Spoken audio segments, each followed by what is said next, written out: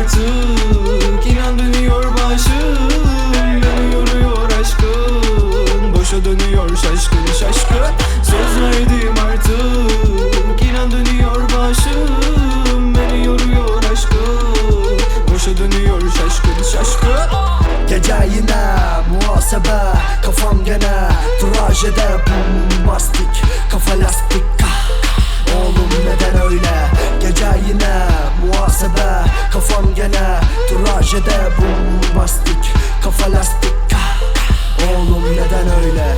Yarına kalır hesap, yanına kalmaz. Biter bütün aşklar, yarıda kalmaz. Para masada kalırsa masa kazanır. İşler kesat, adamım caddede makas atarım. Amcalar peşimdeler, izimi kovalıyor. Köşenin başındayım, dostlarım bayılıyor. Beni bir bulun hadi, emanet belimde değil. Rasıma yarı verir, doğru delik deşik. Burada para peşin, nakit çıkar hadi ver. Kolları façalı o şüpheli mi lan? Ama kaşım çizik, serseri tipi var. Bak kafam bozuk, kolum takım Adidas ya. Sokak başı hemen ara benim al ya. Kafam çakır, işim tıkır bam güm. Tavırlarım senin kadar şaşkın. Şehir benim ezberimde artık. Söz verdim artık, inan dönüyor başım.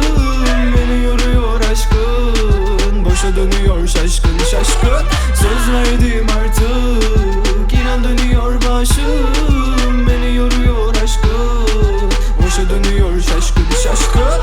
Gece yine muhasebe, kafam gene trajede. Bombastik, kafa lastik.